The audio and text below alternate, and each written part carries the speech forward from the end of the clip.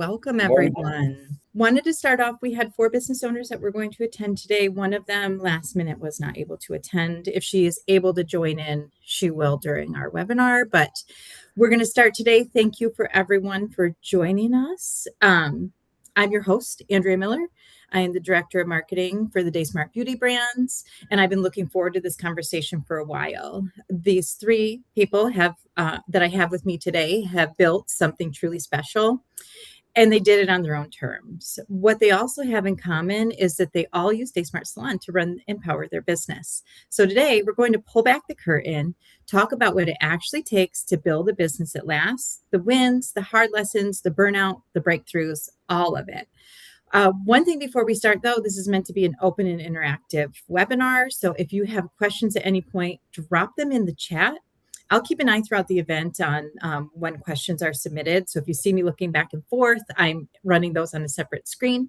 And I will get to as many of them as I can throughout the event. So let's get into it. I'd first like to introduce our panelists. First, we have Camille Clifford. Camille is the owner of Cleopatra's Secret, a permanent makeup studio where she has built a reputation not just for stunning results, but for genuine connections and a client-first experience that turns appointments into lasting relationships. Mm-hmm. She's made her unique personality her biggest business superpower, and she uses DaySmart Salon to keep everything running behind the scenes. Camille, welcome. Thank you for joining us. And then we have Pamela and Gino Benson, co-owners of Eden Organics in the heart of San Diego. Here's a fun fact. The average salon lifespan is just 3 to 5 years. Pamela and Gino have been salon owners for more than 30 years, and it's still going strong. And they use DaySmart Salon to power their business as well. So thank you for joining. Welcome, Pamela and Gino. Thank you. Thank you. So before we get into the real stuff, I want to start with something that might be, I don't know if it's uncomfortable to answer, but in the best possible way. We have, out of all the owners here, I'm going to ask each of you, you've been through so much, but I'm sure you have all one thing in common. You built something that lasts. So I want to ask all 3 of you this. And I'll start with Camille for the answer, if you don't mind. But looking back, what is the one belief you held on day one of your business that you have since completely let go of? I have let go of basically what I have to do for my taxes or anything like that, or any of my advertising and stuff like that. I've just kind of let that go. I have somebody else managing that and taking care of that for me. So that takes a lot of burden off of me. So she just runs all my ads and things like that. That's helped me a lot. That's kind of nice. Yeah, get all of that off your plate, not have to think about. So. Yep. And Pamela and Gino, from day one, what is one thing that you've completely let go of? One belief or thing? Could I say buongiorno to my friend in Italy, Stefano? Yes, I was going to actually say we have. Un piacere, Stefano. Io sono nato di Napoli. But I think failure, I think sometimes we spend too much time in thinking about the problem with success. I think success just happens if you do the right things. But I spent a lot of time in worrying about that in my early years. Yeah, I think I hear from a lot of business owners when I do these webinars and things too, just, sometimes it's hard to sleep at night. So letting go of that worry and just really enjoying the experience, I'm sure is very important. 100%. Yeah. And I'll chime in just from a husband-wife perspective, being that, you've got 2 people at the helm. I let go of the fact that we were going to get along during this process. Just agreed not to get along, and that would be okay. Yeah. It was okay not to get along, right? Yeah. And the beauty in that is that you have 2 different perspectives. Yes. So you get to really feed off each other, and you learn eventually that that's a really good place to be. You're still together. So I mean, hey, as long as Pam gets to be right, we're fine. Oh my gosh, you two. You guys. All right. Well, so moving on from that. So I think the hard part, I think with professionals, sorry, you know the craft, you know what you're doing, running the business, but having to still work behind the chair or work with clients tends to be a hard part for a lot of business owners. So I want to talk about the foundation and the idea of working on your business versus working in your business. So we often talk about the differences between those. So, what it means, I'm working in the chair, or I'm sorry, I'm working in the business with clients, but I also still have all this paperwork or all this other work on the side to do. Sometimes we hand that off to other people. Some of us independent service providers have to manage it on their own. But I'll start with you, Gino, on this. What was the hardest shift you had to make personally to stop working in your business and start working on your business? I have Pam. Everybody needs a Pam. And Pam does a lot of the background stuff, to be truthful about it. Her and I will talk about, like right now, we have signage to go up. We have some cabinetry, and sort of I'll nudge Pam to, kind of like, hey, let's get this going. But she mostly does it. So I have an unfair advantage in that way. Sorry, Camille. That's okay. I am a one-man show. I do have one, actually. Oh, you do? My advertising lady is amazing. I got her over a year and a half ago, and when I went from desktop version from Salon to DaySmart to the cloud, it is, she's helped me a lot. We've done a lot of cleanup and a lot of work and a lot of stuff. And she's nice because I'm able to bounce things off of her. So it's like, she's not like just my advertising lady. She's also like your therapist, Right. So I do have somebody I can talk to, or she'll like, Camille, no, or rein it back or whatever. So yeah. It's really nice, so that's what's kind of helped, just finding your right element, what you want in your shop and actually what you really want to do. Yeah. I think one of the things that I would, it's hard to do it alone, isn't it, Camille? Uh-huh. I mean, you have to have like a support system. Yeah. Otherwise it's just like overwhelming. It is. And I did it for many, many, many, many, many, many years. I've been in business over 23 years, and I pretty much did it by myself, and chased after children and stuff like that.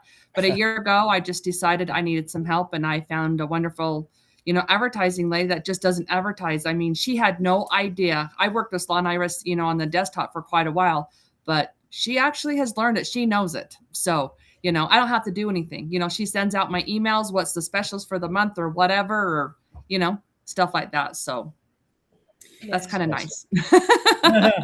Yeah, that actually, so the answer really is the support system, whatever that may be. Yeah. It is. I think that's important. Yeah. Well, before I hop to the next question, then I want to talk about financial habits. For one, you guys know we got another shout out from Buffalo, New York. So no questions yet, but we've got Italy and New York shouting out to us. So Sweet. We're on the other side of the world from Buffalo. Yeah. Yes. So let's get into this. So Pamela, I'm going to start with you on this one because I've chatted with you about this before. So I want to start with you here. We've heard from so many business owners that managing money is their number one stressor. So what is one financial habit or system you put in place that made a positive impact on managing your finances and taking the stress out of it? The first thing that comes to mind is QuickBooks, to be honest with you. I mean, it's been a lifesaver as far as being able to see what, the business does as opposed to what the personal does and not intermingling them. And we have another business also. So it's really important, I think, in managing finances to have that, to have something solid like that. Because I think in this industry, we get to be, I'm a licensed hairdresser as well, but we get into that creative mode. And personally, I'm not crazy about that part of the business, but the way Gino and I have developed over the years, someone has to manage that aspect of the business. Yeah. And so that ended up being me, which was fine because it gave me a perspective of how important that part of the financial part and knowing your numbers and knowing how to move forward is. And having enough capital to do it too. Yeah. Yeah. Well, Gino's lucky to have you. So, He is, isn't he? Camille, do you have any feedback on this as well? Because I know you started. No, I didn't have any of that. I did everything on longhand because I didn't have a business or anything, stuff like that. So I thought I had support with that kind of stuff, and everything was on longhand when I did it. But I found a lady that's just not too far away, and she's helping people in Idaho with small businesses or whatever, and get that tackled and stuff like that, and find out exactly how much it's costing and make sure you're charging the correct amount. Exactly. And that really honestly opened my eyes of, how much exactly a needle costs for my permanent makeup, or the ink, or how much this is. And, I was always asked, but I never was taught. So even taking a small business class and stuff like that I think is beneficial. So that kind of stuff. But I think, that's been helping me and working me, but I just started that. So it's like, just kind of things and moving forward. So it's been kind of nice. Oh, nice. Those are all great. I mean, all valuable information here.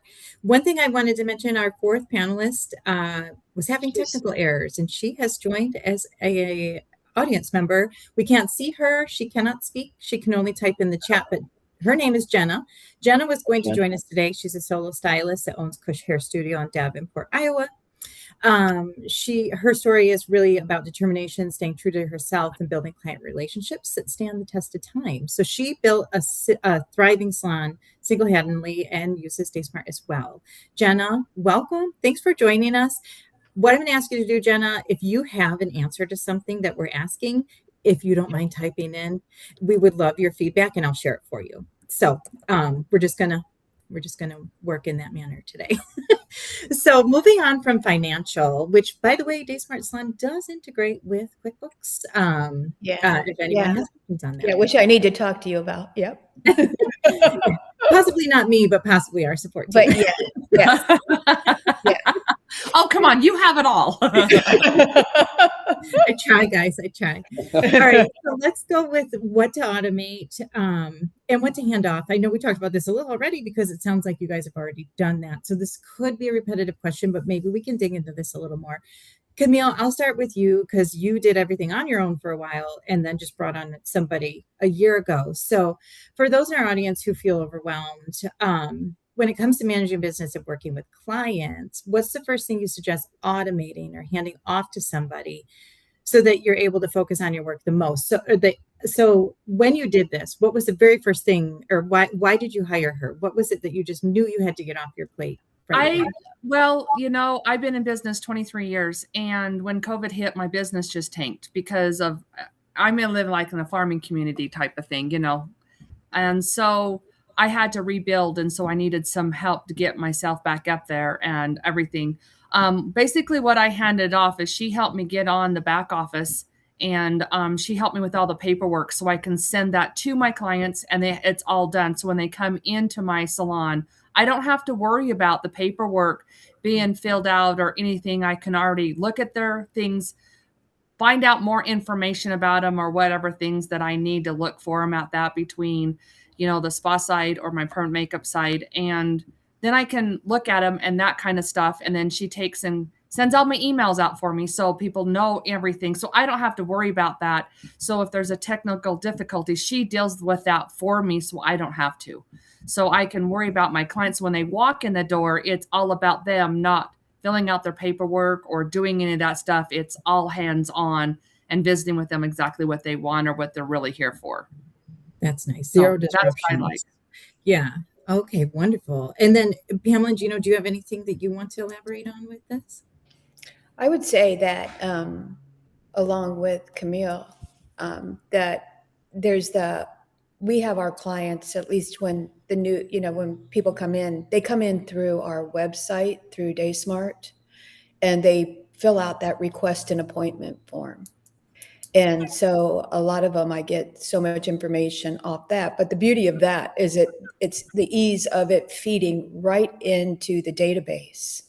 So I've not quite gotten to the point yet where I allow them to book their own appointments because I like to be in control of that also. Exactly. Well, and you want to make sure you make the most of your hours in the day, right? So you want to make Right. sure it goes top to bottom or bottom to top when you're booking. Or just outside of office stuff. You know what I'm saying? Grandkids and your personal Right. time and all the stuff. I want to be able to Right. control that because, you know, the calendar doesn't sync with my other calendar. So I want to make sure I forgot to put that I went to lunch with my girlfriend and it took longer, or whatever, that kind Right. of stuff, So Yeah. I like to be in control of my time, Right. but I let everything else pretty much go. Yeah. So, and that's what DaySmart helps do. Yes. As you do that. It just makes that system smooth. Well, that and your appointment times aren't as long because that, filling out that paperwork takes sometimes 15 minutes to fill out. Now I have 15 minutes to give to them Right. if I schedule that whole hour. So the paperwork, is done and then I can look at it before they come in. So that's what's really nice. Yeah, exactly. And I always think say that's- this. I think Go that's ahead. the beauty of DaySmart, actually. Pardon? I think that's the beauty of DaySmart. I think so They too. consolidate a lot of Yeah. the time that it would normally take. I think we spent some time on the film thinking back to when we would write down our clients on a piece of paper and have to follow up by phone, and all of that now is done directly, which Yep. saves a ton of time and effort. Yeah. Or if you haven't seen them for such a long time, the Yeah. computer already knows that they need to refill out that paperwork, Yeah. and stuff like that. You don't have to do in the filing cabinet and you misfiled it because Yeah. that, and you don't have to pay. And now it's, go basically paperless and stuff like that. So you don't have to, that's an extra expense you don't have to pay for is paper, and that makes it nice, or Yeah. if they don't, then that's okay. My older clients sometimes don't quite know how to work their computers or their phones, so they can come in and I help them, but I already know that I need to help usually the older people to do that. So I kind of know that, but yeah. Yeah. Well, it's definitely great to hear that you guys have found that DaySmart Salon has helped you so much. Sharing your business tips. I am happy to hear that we solve some of these That's things why for I you. moved from the desktop to the cloud, because it offers a lot more stuff for me to do that I don't have to.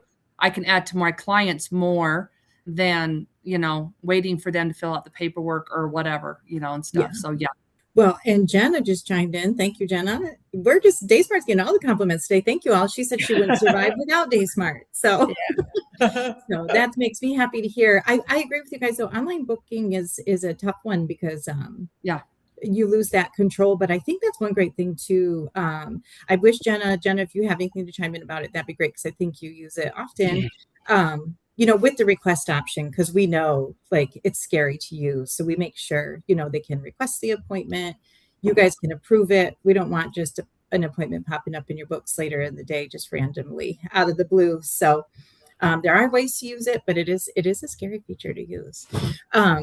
But anyhow, back to that, just all the things you guys are saying is so great in the forms and all of that. So I want to dig in now, though, let's move along a little bit to reducing chaos. So every service business deals with difficult personalities, mismatched expectations, and miscommunication. So what is one policy, rule, or mindset shift that dramatically reduce the chaos that a client or employees or difficult personalities can cause for your business? Camille, I'll start with you on this one, and then I'd really like both of you to chime in here. But Okay. My mindset is that basically I just greet them with a happy smiley face always, and and then I just kind of take it from there. Usually my clients are very stressed out when they walk in the door, because I do a lot of permanent makeup. So that's a lot of eyebrows, especially eyeliner is probably the worst, and just try to keep it happy, bubbly, and keep it very light, and that seems to help, sometimes I have those OCD people that just want what they want, and that's fine. But I've had to learn myself is just to take a deep breath and just kind of like let them vent or whatever, and don't take it personally, because that's their personality, and just kind of go from there. And I try to keep my shop very energetically, very positive and everything, and just keep it very, just very, very light and everything. So they have a very good place and they feel comfortable coming into my shop is what I try to do. So I don't really have too many, in the 23 years, I haven't had really too many angry people, and just try to, figure out right at the beginning and make it all about them. And that seems to help a lot. Sounds so welcoming. So, Yeah. mhm. Yeah. Gina. I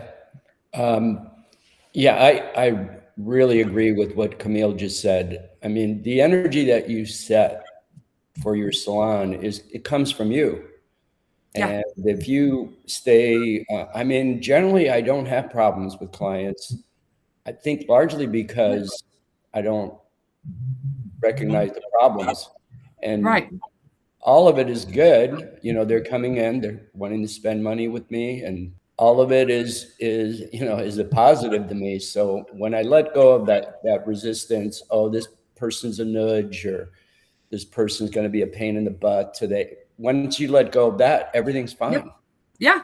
Yeah. And like when you figure out that's the personality, you just let them go. And it's like, and they're just like, oh, wait a minute. I was like, oh, that's your whatever. And just laugh and giggle. But that's my personality. I'm a happy, bubbly and everything personality, I get in trouble for people telling me you can't be happy all the time. And I'm like, sure you can. Why not? Yeah. That's why I was like, okay, I don't need to be your friend no more. But you know what? I'm very happy, bubbly. Or I always get called, Grandma, you're embarrassing me. And I said, yes. Oh, I'm the one that skips in the grocery store, by the way, Yeah. I'll add to that when we first got into the industry, and you're hungry to build your business, so we would take anybody, right? Yeah. And we're not in that place now. You can, when someone calls or I'm dealing with somebody, I can pretty much pick up on if they're a good fit for us. So right now, the lens and the perspective that we use is, are they a good fit for what we're doing? Yeah. Pam's my screener. Yeah, I am, because I have no problem saying no to people. If it, not because I'm being mean, but because it's just not a good fit for what we're doing. You don't need negative energy in your spot. Yeah. That's not what we're about. We're supposed to be helping. I love it when I put on the eyeliner and then they come back and do their brows and their lights just fine. I said, yeah, look how great that is, and how beautiful it is, and it's like when I put on eyebrows and I'm tattooing them on, I tell people is like, I don't want to, you can't justify my work because they're happy with it. They love it. And if I do something else on, they wouldn't like it, and it's not because it's something that they love. And as long as they love you, because they're my billboard, they're my advertising. And as long as somebody's happy with it, that's what they do. So, that's a great question by Lisa. I don't know if you've seen that on the screen. I did. I was about to. No, you want to ask it? Or you want to answer it? Yeah. So what we've distilled it down is me. I've had big salons where I've experienced just that. People, you spend a lot of time. Explain what you're answering. Well, real quick, Gino, I'm answering one thing. Our audience can't see the question. So let me ask it real quick. Go ahead. I'm sorry. So the question is, one thing we struggle with is building new employees. Then they leave to rent. The problem is, they can access all of their salon contacts and just take them with them. So basically trying to take the salon's clients and not their personal clients as well is what is an issue they're having. Right. Elisa, so go ahead. The solution for me has been to have a 1 to 2 chair salon. And, this is a problem in California. You build people's business and they decide to go rent a booth. And we've tried both sides of that thing. And, the solution for me was keep it small, keep it all, which is, I know it sounds like a compromise, but it's worked out for us. Right. Agreed. Yeah. Small, we feel is, and we've done Lisa, we're addressing your question. we've done every model pretty much that the industry has. And employees was probably one of the most challenging. Yes. Because of exactly what you're saying. 100%. Right. And the beauty is in that, I guess, or our thinking is, okay, how do you deal with that? Right. If I were young and I were going to put a group of salons together, I would make them small, and I'd make a lot of them. Because I don't think people are the big tends to get chaotic, and you tend to get like little tribes, and pretty soon all that investment is goes out the door, and so it's hard to fight that. Yeah. Clicky. You get too many people, it gets clicky. Yeah. You would think they get groups. It's almost like it's like what's the word I'm looking for? It's more like people, they just are in groups, and everybody's always somebody's been left out and somebody's feelings are getting hurt. Like I said, it's been weird. I've tried to build and rent out stations, and I've decided I just need to be by myself. Yeah. And one more thing for Lisa, if you can begin to take a step back away from it, and because it creates a lot of anxiety on how to deal with that, but step back from it and just see what you can do to start to condense things, because small is powerful. It really is. You'll watch your numbers grow when you have like possibly maybe one or two that totally believe in what you're doing. You can really make a powerful salon with that. We've owned 3 salons where they had 30 people or more. Oh, wow. And none of them made money like our 2 salons that were small. Yeah. So and part of it too is quality of life. Do you want to spend a lot of time putting out fires, trying to talk people into being faithful to you and loyal? Or do you want to just live your life the best way you can? It's up to each person what they want to do. But I found having big salons was really frustrating, and in the end, not very profitable. It's very interesting. Those are all great answers. And I apologize, everyone. You can see the chat. I did not know that. I thought you couldn't. But thank you, guys. That's great advice. I think I've even read about this challenge just in various beauty articles. It seems to be a very common challenge across the board for business owners. So that's great advice from all of you. And thanks, Lisa, for posing that question. So let's move on then, unless anyone has anything else to elaborate on that, because it is a hot topic. But I don't see any other questions coming in. So let's move on to protecting your energy. This kind of goes hand in hand with what you talked about just before this.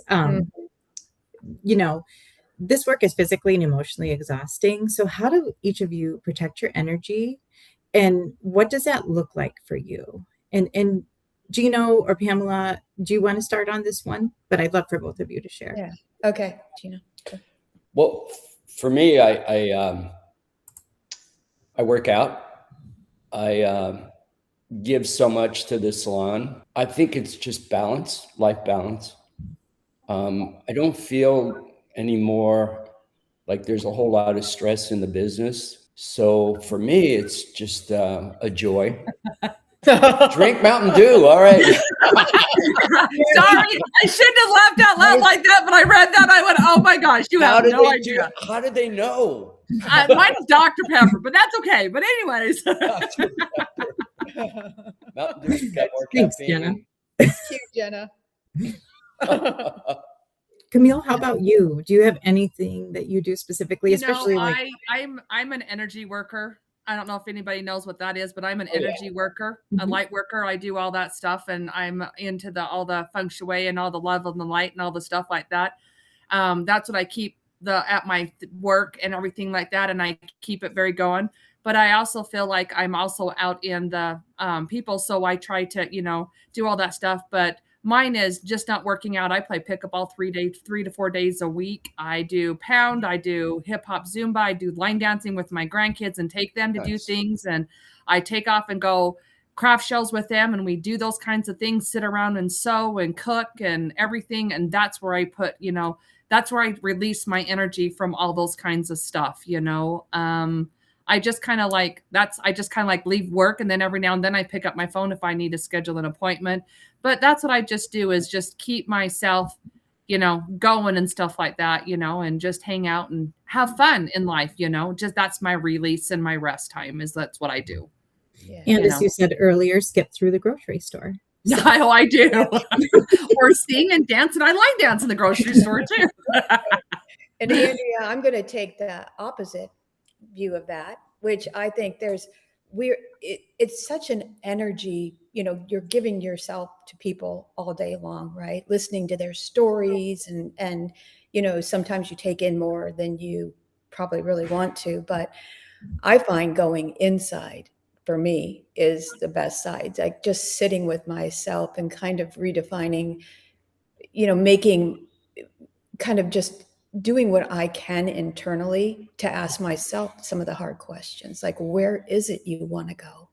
What is it that you want to do? But that takes quiet, and that takes, like a meditative kind of, I'm sure Camille, you'll understand this, like going inside to really understand your purpose, which when you're servicing people, it's a huge purpose, right? Yeah. You're really, it is good. Yep. And manifesting, not manifesting, but just getting the thing that everybody says, you need to put your mind at ease. And I was having a conversation with my mom the other day, and they're like, you just need to sit and put your mind at ease. And I was like, I think if they had the thing when I was growing up, I think I am ADD, because I can talk 3 conversations going. Honestly, I can, and I'm very hyper, but they go, put your mind at rest, and you need to just sit there and sit in the quiet. I can't do that. So I talked to my mom about it, and she said, yeah, you do. And I said, no, I don't. She goes, you sew. Because how many people walk into your sewing room and go, what are you listening to? And you turn and go, I have no clue.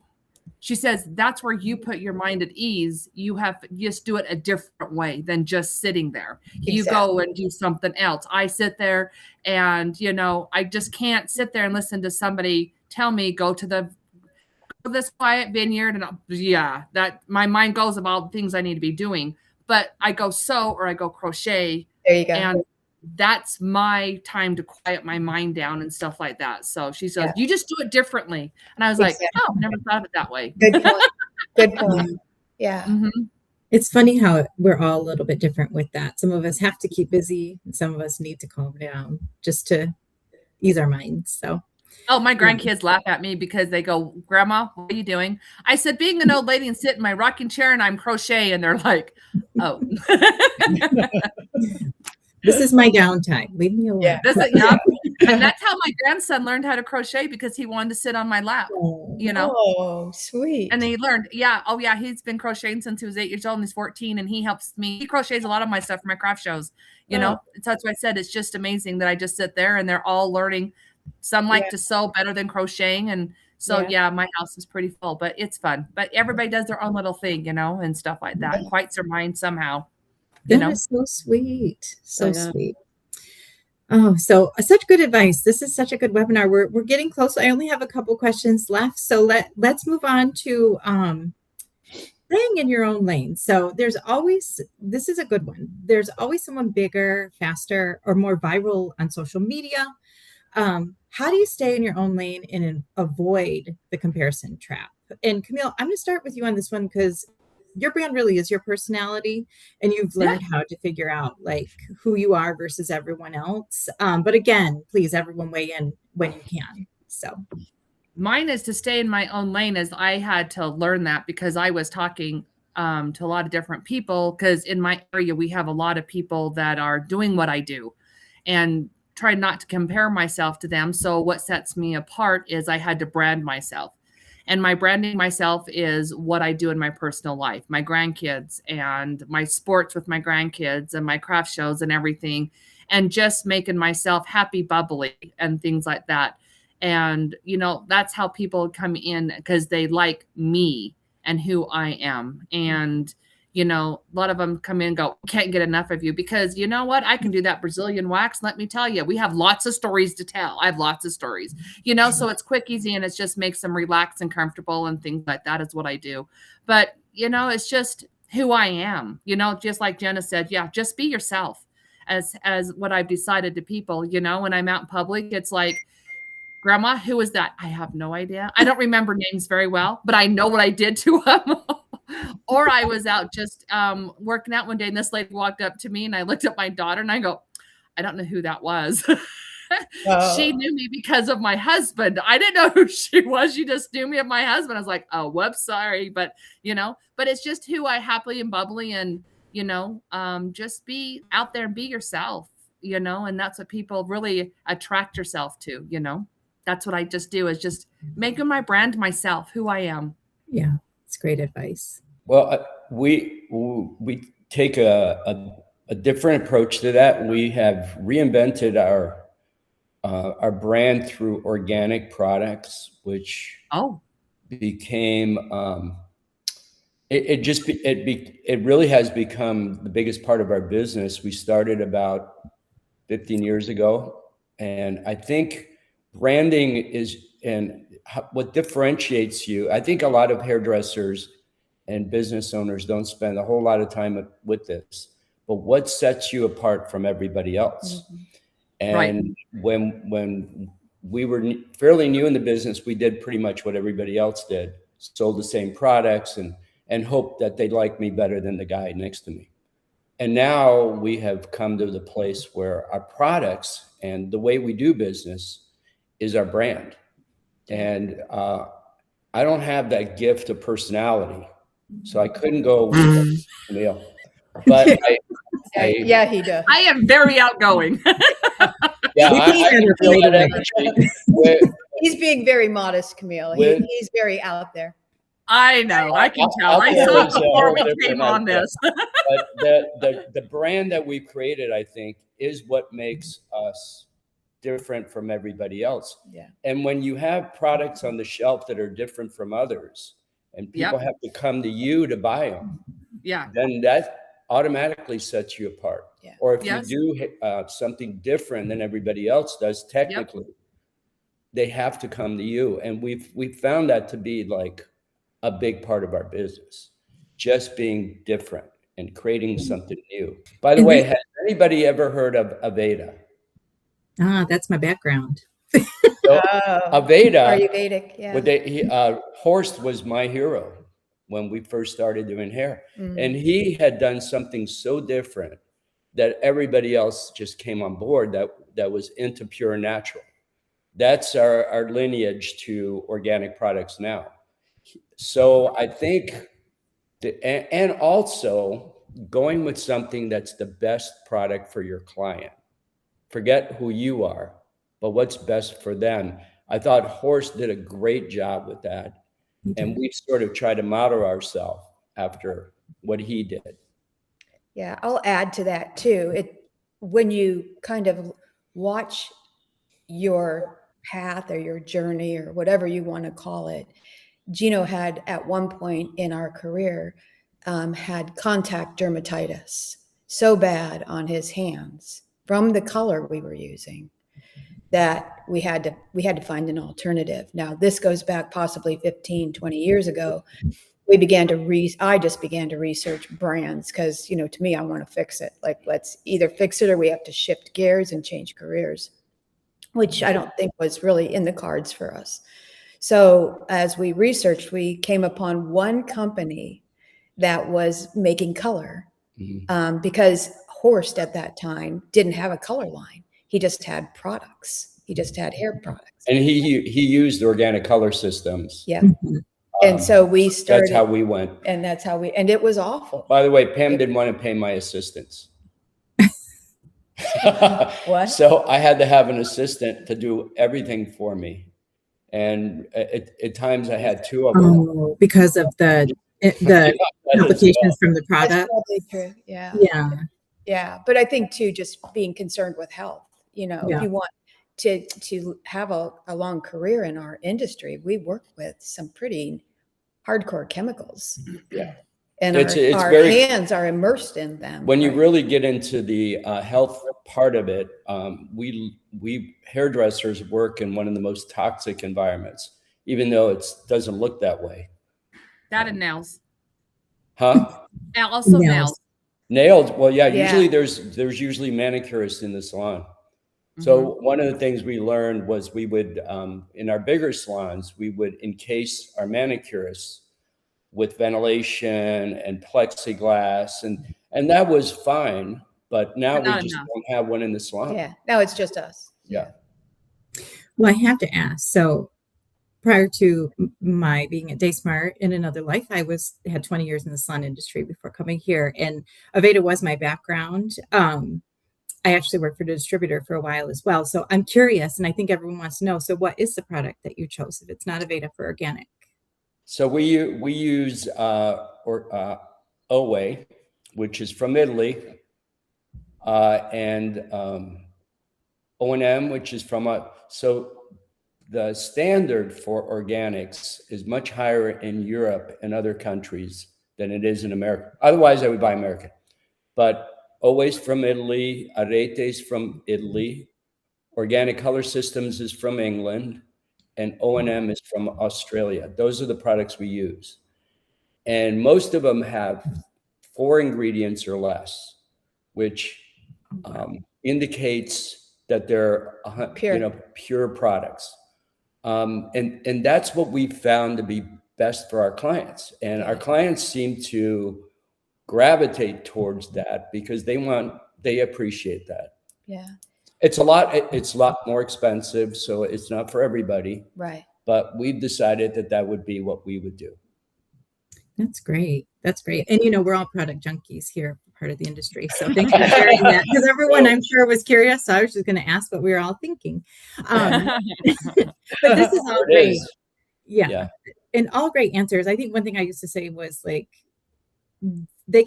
anyone can go across the street and still get a good haircut. So what is it that makes them, what's the reason they should come to you? Though some people are better at cutting than others and things like that. I just remember saying that a lot because I think making yourself stand out, whether it's organic products, whether it's your personality, you guys have given some really good advice there, because you really do have to build your own brand and what's going to draw the people in for you specifically. So thank Andrea, you. I would say that all of it's important. Your personality, the products that you sell, your approach to your clients, all of it is what makes success. Yeah, I agree. Yeah. So, and I actually am sad to say I'm on my last question because I'm having so much fun chatting with all of you. But so I do want to close this up though. We should wrap this up. We're nearing 45 minutes. Thanks, Pam.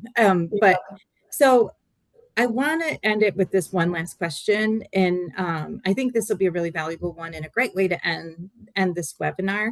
But what is the one thing you wish someone had told you before you started this journey? And if Jenna, if you're able to type into that would be great. But either one of you, whoever wants to start, I think just that last piece of advice you can share with our audience today, with the one thing you wish someone had told you before you started this journey. I think that it would have been really nice to have somebody say that mistakes are inevitable. It's a part of the process. And as you make them, just learn from them. And as best as you can, take what you need from them and move on as quickly as you can. Don't wallow in them. That would have been like, just music to my ears. Now we learned that along the way, but that would be mine. I would say, as Horst would say, it's a spiritual journey, and you're going to learn a lot along the way, and you're going to grow, and don't be afraid to take chances. Yeah. Take a business class. Take a business class. No, seriously, because you don't have any idea. Not a bad idea. Yeah, a lot of people don't understand that if you don't know that you can't take that off your taxes, or you can only take this off your taxes, and you can only do this, or is it best to take your mileage, or is it best to use your gas receipts, or what I'm saying, like that. Find you a good accountant, or you kind of know what's going on, because you can't rely on someone else what they think that should be the best. You just take it to them, then they tell you yes or no. But you know, you need to take like a business class so you kind of understand where you're going or how you can write that off or where you can write that off at. Yeah. 100%. And in a balanced way too. Yeah. You need both of those, right? You need Right. the personal and you need the Yep. the business, because the two of those, if you can balance those, can make a super successful business. Right. I Yeah, got to go I to would- work. Oh, I got Right. it. Fine. See how you are. thank you, Camille. It's nice. It's nice chatting with you. Yeah. Thank you. And actually, I will end this here. Thank you all. I'm genuinely in awe sitting here with all of you. What you've built, what you've survived, and the generosity which you've taken the time to share all of these tips and all of this your success and all of your stories with us today means so much to us. So to everyone watching, I hope you took notes, because what these three and Jenna four have to offer is not just inspiration, but a great blueprint for all of you as well. So this kind of wisdom, it only comes from doing the work, making the mistakes, and choosing every day to keep And love moving what you do. forward. Yeah, and love what you do. So Yeah. That's what Jenna said. Love what you do. yes. Yeah. Yes. And then thank you, Camille. Thank you, Pamela and Gino, who's now gone, and Jenna for joining us in a different route. Thank you all for being here with us today. And I wish you the best continued Thank success you. to everyone. Thanks for having us. This is a great Thank format. you. Yep. Yeah.